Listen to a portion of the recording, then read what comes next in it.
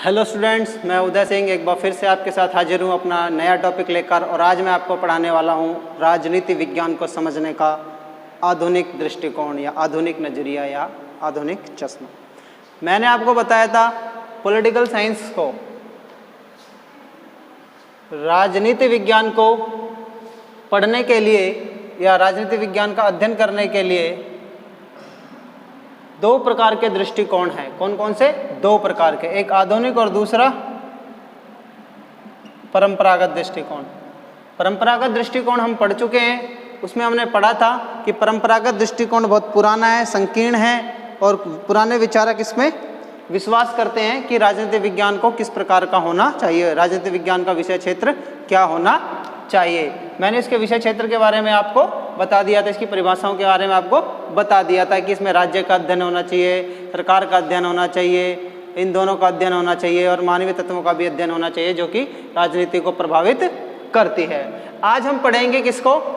आधुनिक दृष्टिकोण को, आधुनिक चश्मे को, या इसका दूसरा जो नाम है समसामयिक दृष्टिकोण। ठीक है, इसका जो दूसरा नाम है क्या है? समसामयिक दृष्टिकोण। इसको आज हम पढ़ने की कोशिश करेंगे। सबसे पहले हम अर्थ जान लेते हैं राजनीतिक दृष्टिकोण का, आधुनिक राजनीति विज्ञान का आधुनिक दृष्टिकोण। इसका अर्थ देखिए, जो राजनीति विज्ञान है उसके जो दो दृष्टिकोण है, आधुनिक और परंपरागत। आधुनिक दृष्टिकोण कब स्टार्ट होता है? आधुनिक दृष्टिकोण राजनीति विज्ञान का कब स्टार्ट होता है? वो होता है दूसरे विश्व युद्ध के बाद।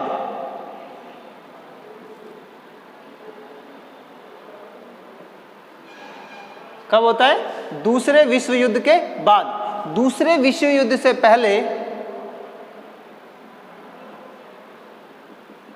परंपरागत दृष्टिकोण ही था। दूसरा विश्व युद्ध याद है कब हुआ था? पता है? दूसरा सेकेंड वर्ल्ड वॉर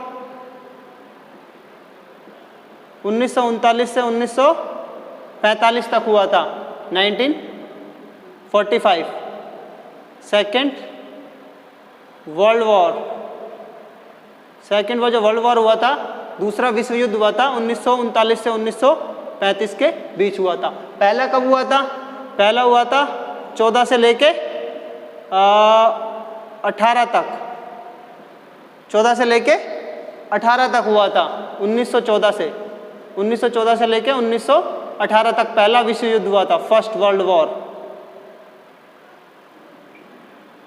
ठीक है, पहला विश्व युद्ध हुआ था। अब दूसरा हुआ था 1945 में। तो दूसरे विश्व युद्ध के बाद जो एक नई विचारधारा पनपी, राजनीति विज्ञान के विषय के बारे में जो नई सोच आई, उस सोच का नाम है आधुनिक दृष्टिकोण। क्या नाम है उस सोच का? आधुनिक दृष्टिकोण। देखिए, थोड़ा मैं अतीत में ले जाता हूं इसके बारे में। पहला और दूसरा विश्व युद्ध होता है 1914 से 1918 और 1939 से 1945। दो विश्व युद्ध होते हैं, भयंकर तबाही होती है दुनिया में, और इस तबाही को रोका जा सकता था पर नहीं रोका गया। क्यों? ये सवाल उठने लगे, कहाँ कमी थी, किस पॉलिटिकल इस जो पूरा पॉलिटिकल सिनेरियो था, जो पॉलिटिकल जो उस टाइम की जो परिस्थितियाँ थी, वो परिस्थितियाँ क्यों पनपी, क्या कारण था उसके पीछे, कहाँ कमी रह गई थी हमारे पास राज्य थे, हमारे पास संसाधन थे, हमारे पास प्रोफेसर्स थे, पॉलिटिकल साइंस के चिंतक थे, राजनीति विज्ञान के हमारे पास विचारक थे, हमारे पास इनका पूरा का पूरा दर्शन था, बावजूद इसके हम कैसे विफल हो गए। हमारे पास परंपरागत दृष्टिकोण था राजनीति विज्ञान को, राजनीति को समझने के लिए, बावजूद इसके हमने दो विश्व युद्ध झेले, पहला और दूसरा। भयंकर विभीषिका हुई पूरे विश्व में, हम इसको रोक सकते थे, जो नरसंहार हुआ, जो विभीषिका हुई, हम इसको रोक सकते थे पर नहीं रोक पाए। तो ये विश्व युद्धों का हो जाना किसको फेलियर को दिखाता है? ये दिखाता है राजनीति विज्ञान के परंपरागत दृष्टिकोण के फेलियर को दिखाता है कि परंपरागत दृष्टिकोण फेल हो चुका है, इससे दुनिया चल नहीं रही है, इससे विश्व राजनीति संभल नहीं रही है। इस दृष्टिकोण से, इस दृष्टिकोण में अब दम नहीं है। हमें कुछ नया सोचना होगा, ऐसा सोचने लगे राजनीतिक विचारक। कब? जब 2 विश्व युद्ध झेल लिए हमने, तो जब उन्होंने सोचना स्टार्ट करा तो उसमें कुछ फेमस नाम मैं आपको लिख देता हूं। चार्ल्स मेरियम और डेविड ईस्टन। डेविड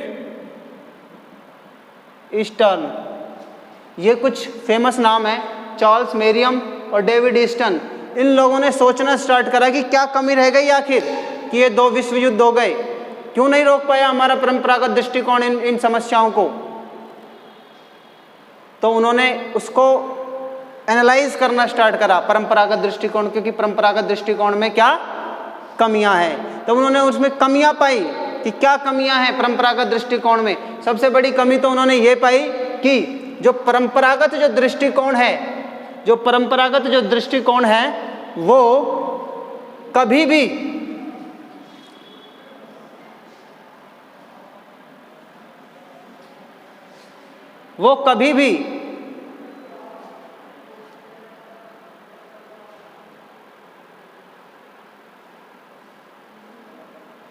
परंपरागत दृष्टिकोण वो कभी भी ये नहीं सोचता था राजनीति विज्ञान के बारे में कि क्या चल रहा है एक्चुअली में।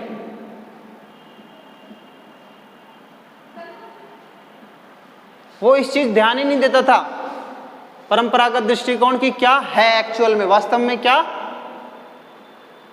चल रहा है।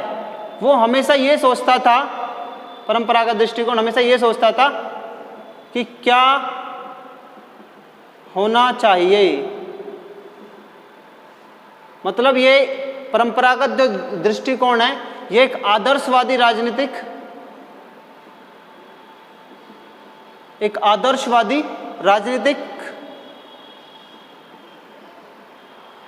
फिलॉसफी देता था।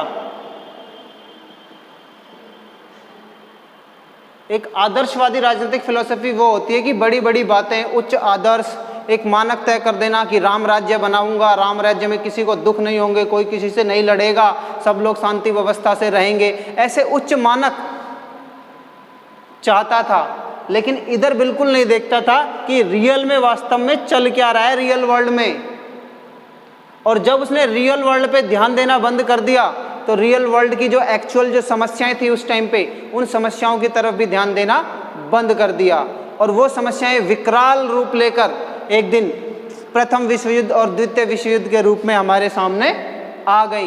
तो हमें पता चला भैया कि हम क्या कर रहे हैं, ये काम नहीं चलेगा। इस बात से राम राज्य करने से काम तो चलेगा आज की वर्तमान की जो प्रॉब्लम्स हैं हमारे सामने उनको टैकल करने से। और वो प्रॉब्लम्स नई थी, पुरानी नहीं थी, ये प्रॉब्लम्स भी नहीं थी, जैसे कि आतंकवाद, जैसे कि परमाणु खतरा, जैसे कि जैविक हथियार, जैसे कि शस्त्र नियंत्रण और निशस्त्रीकरण, और इसके अलावा ग्लोबलाइजेशन। ये बहुत से ऐसे विषय थे, साम्राज्यवाद, और इसके अलावा अन्य कई राष्ट्रवादी ताकतें जो राष्ट्रवाद के नाम पर दुनिया में शांति मचाने में लगी रही, जैसे कि हिटलर, मुसोलिनी। ठीक है, तो ये वो नाम है बड़े बड़े जिन्होंने इस दुनिया में समस्याएं पैदा कर दी, पूरे विश्व के जीवन को खतरे में डाल दिया। और परमाणु हथियारों के दौर में यह और भी खतरनाक हो जाता है। तो ये जरूरी हो गया था कि कैसे एक ऐसी व्यवस्था लागू की जाए जिससे कि पूरी दुनिया में शांति व्यवस्था कायम की जा सके। इस तरफ जो काम करा, ध्यान दिया, वो लोग थे हमारे आधुनिक दृष्टिकोण के विद्वान। उन्होंने इस तरफ ध्यान दिया और उन्होंने उन प्रॉब्लम्स की ओर ध्यान दिया। मेन तो क्या, उन प्रॉब्लम्स की ओर ध्यान दिया, यानी कि उन समस्याओं की ओर ध्यान दिया, उन वजहों की ओर ध्यान दिया कि क्यों ये विश्व युद्ध हुए। इन समस्याओं का निराकरण, सॉल्यूशन हम कह सकते हैं, ढूंढने की इन्होंने कोशिश की और उन समस्याओं की जड़ों मर जाने की कोशिश किन्होंने की, आधुनिक दृष्टिकोण के विद्वानों ने की। ठीक है, तो आज हम पढ़ेंगे आधुनिक दृष्टिकोण को। तो उनका अर्थ है, आधुनिक दृष्टिकोण का अर्थ यह है कि पॉलिटिकल साइंस के वो विचारक जिन्होंने द्वितीय विश्व युद्ध के बाद राजनीतिक विज्ञान के क्षेत्र में राजनीतिक समस्याओं और जटिलताओं को समझने की कोशिश करी और उनका समाधान ढूंढने की कोशिश करी, वो सब क्या है, राजनीति के आधुनिक दृष्टिकोण, राजनीति को समझने का जो उन्होंने एक नया नजरिया पेश करा द्वितीय विश्व युद्ध के बाद, वो सारे हैं राजनीतिक आधुनिकीकरण दृष्टिकोण के समर्थक, जिनमें चार्ल्स मेरियम और डेविड ईस्टन के नाम अग्रणी हैं। अब हम बात करते हैं इसकी परिभाषा की। तो हम परिभाषा में देखते हैं कि राजनीति विज्ञान में क्या क्या शामिल किया जाना चाहिए। वो कहता है राजनीति विज्ञान में मानव क्रियाओं का अध्ययन किया जाना चाहिए। व्यक्ति, मानव कौन कौन सी क्रियाएं करते हैं, इनका अध्ययन करना चाहिए। क्यों? क्योंकि मानव की क्रियाओं का ही परिणाम होता है कोई भी डिसीजन, कोई भी जो कि आज जो द्वितीय विश्व युद्ध, 2 विश्व युद्ध हमने झेले, तो उनमें उन देशों के जो राजा थे या उन देशों के जो सर्वे सर्वा थे, उनकी जो क्रियाएं थी वो बहुत महत्वपूर्ण थी। जैसे कि हिटलर का अपने देश में सैन्यकरण करना, अपने देश में ज़्यादा से ज़्यादा हथियारों का निर्माण करना और दूसरे देशों के साथ गुप्त संधियां करना, ये सब क्या था? ये सब एक भूमिका थी द्वितीय विश्व युद्ध को तैयार करने की। तो इनका अध्ययन किया जाना चाहिए और समय पूर्व उन पर एक्शन लिया जाना चाहिए। दूसरा है राजनीति शास्त्र शक्ति का अध्ययन है। इन्होंने इस तरफ भी ध्यान दिया कि राजनीति में सिर्फ आदर्श बातों से कुछ नहीं होगा, हमें शक्ति का अध्ययन भी करना पड़ेगा कि भैया शक्ति क्या है, कैसे आती है, कैसे जाती है, किसके पास होती है, शक्ति कैसे काम करती है और शक्ति से क्या क्या हो सकता है और कौन देश शक्तिशाली कहलाएगा, कौन नहीं कहलाएगा। तो इस शक्ति का आकलन करना और शक्ति का संतुलन बनाए रखना, ठीक है, ये जरूरी है। तो इस शक्ति के बारे में स्टडी की जानी चाहिए, किसमें? पॉलिटिकल साइंस में ऐसा राजनीतिक विज्ञान को मानने वाले मानते हैं। नेक्स्ट, राजनीति शास्त्र राजनीतिक व्यवस्था का अध्ययन है। ये लोग ये भी मानते थे कि राजनीतिक शास्त्र का अध्ययन करना है तो पूरी पॉलिटिकल सिस्टम को जानना पड़ेगा, राजनीतिक व्यवस्था को जानना पड़ेगा। अब राजनीतिक व्यवस्था में सब कुछ आता है। राजनीतिक व्यवस्था में आपके प्रशासनिक व्यवस्था भी आती है, न्यायिक व्यवस्था भी आती है और आपकी विधायिका भी आती है, और इसके साथ साथ राजनीतिक व्यवस्था में वो सभी तत्व आते हैं जो राजनीति को प्रभावित करते हैं। जैसे कि राजनीतिक दल प्रभावित करते हैं राजनीति को, विचारधारा प्रभावित करती है और दबाव समूह प्रभावित करते हैं, जाति प्रभावित करती है, आर्थिक कारण प्रभावित करते हैं, अंतर्राष्ट्रीय संबंध प्रभावित करते हैं। तो पूरी की पूरी राजनीतिक व्यवस्था जो भी राजनीति को प्रभावित करते हैं उन सब का अध्ययन करना चाहिए। नेक्स्ट पॉइंट, राजनीतिक विज्ञान निर्णय प्रक्रिया का अध्ययन है।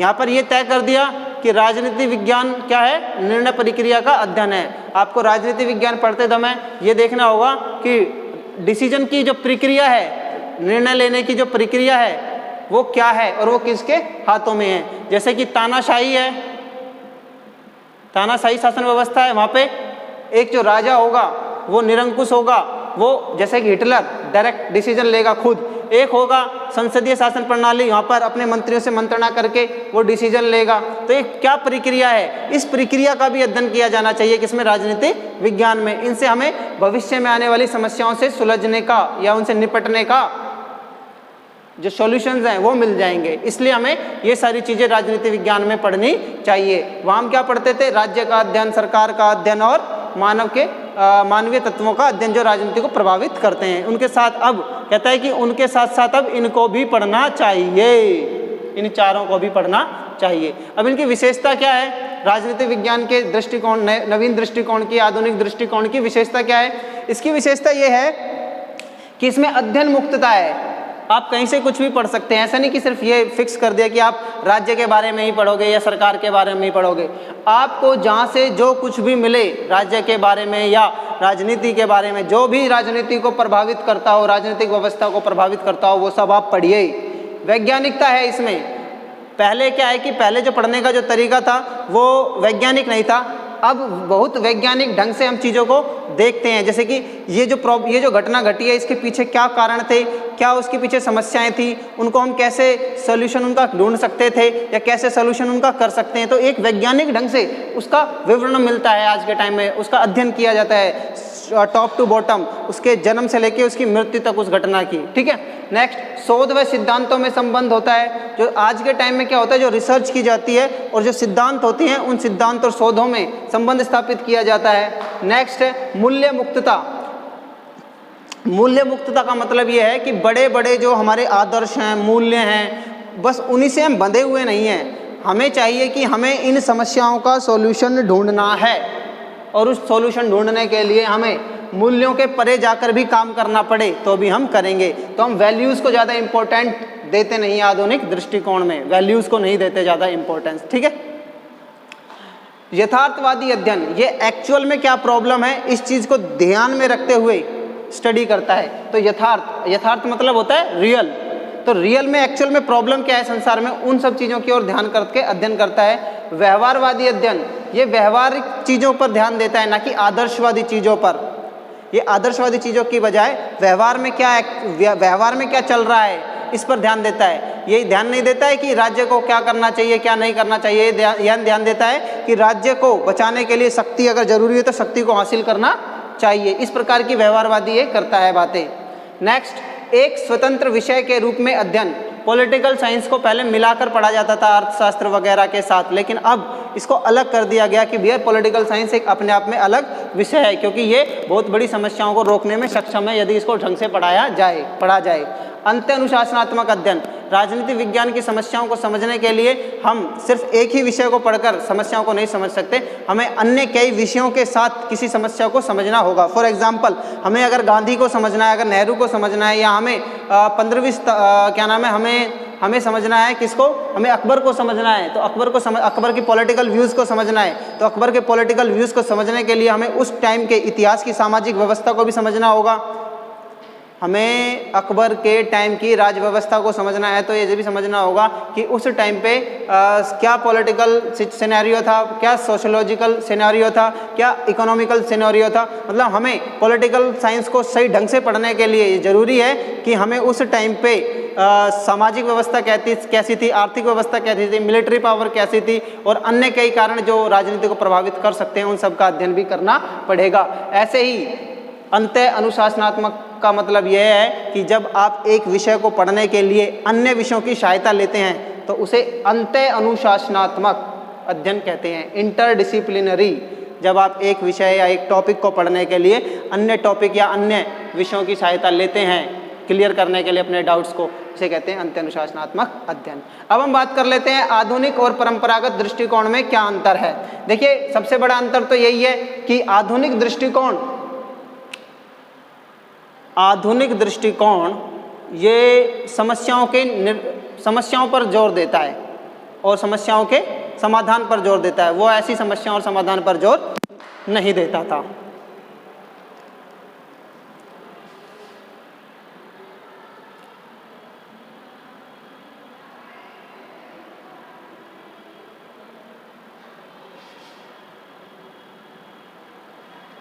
ठीक है, तो सबसे बड़ी देखो मैं यहाँ पे लिखवा रखा है, मैंने यहाँ पे मेंशन कर रखा है कि आधुनिक और परंपरागत दृष्टिकोण में अंतर। तो सबसे पहले तो परिभाषा का ही अंतर है कि परिभाषा क्या है। आधुनिक दृष्टिकोण की परिभाषा ये बनती है कि द्वितीय विश्व युद्ध के बाद के टाइम में जो समस्याओं पर ध्यान दिया गया वो आधुनिक दृष्टिकोण कहलाए, और परंपरागत दृष्टिकोण वो था जो प्राचीन काल से राजनीति विज्ञान में एक सेटअप करके बैठे हुए थे। नेक्स्ट, काल संबंधी, दोनों में टाइमिंग का बहुत अलग अलग अंतर है। वो प्राचीन काल से द्वितीय विश्व युद्ध से पहले तक का टाइम माना जाता है और आधुनिक के लिए दूसरे विश्व युद्ध से बाद का टाइम माना जाता है। क्षेत्र संबंधी अंतर, जो परंपरागत दृष्टिकोण था वो वैल्यूज़ को इम्पोर्टेंस देता था, लेकिन ये वैल्यूज़ पे ज़्यादा इम्पोर्टेंस नहीं देता। नेक्स्ट है प्रकृति संबंधी अंतर, इनकी प्रकृति अलग अलग है। परंपरागत दृष्टिकोण की प्रकृति आदर्शात्मक है, जबकि आधुनिक की यथार्थवादी है। आधुनिक की क्या है? यथार्थवादी है। और मूल्य संबंधी अंतर है, दोनों के मूल्यों में अंतर है, ठीक है। ये सत्य बड़ी बड़ी बातें, ऐसी बातें करते थे परंपरावादी, और आधुनिकतावादी बस समस्याओं को सुलझाना चाहते थे कैसे भी करके। अध्ययन की जो पद्धतियाँ हैं उनमें भी बड़ा अंतर है। परंपरागत दृष्टिकोण की अध्ययन पद्धतियाँ अक्सर ऐतिहासिक हुआ करती थी, विवरणात्मक हुआ करती थी और कम वैज्ञानिक हुआ करती थी। इसकी बजाय आधुनिक दृष्टिकोण में जो पद्धतियाँ हैं अध्ययन की, वो ज़्यादातर साइंटिफिक हैं और रिसर्च मेथड पर ध्यान देती हैं। तो ये था आपका आधुनिक दृष्टिकोण। अभी ये कंप्लीट हो गया है। तो आज ये कंप्लीट हो जाने के बाद मैं अब कल से दूसरे टॉपिक को आपको स्टार्ट करूंगा। हालांकि आपकी ये बुक में दूसरा टॉपिक है, दूसरे टॉपिक के नाम से है आधुनिक दृष्टिकोण। ये अपने आप में दूसरा टॉपिक है, आपकी बुक का दूसरा लेसन है, ठीक है। तो आज के लिए बस इतना ही। Thank you.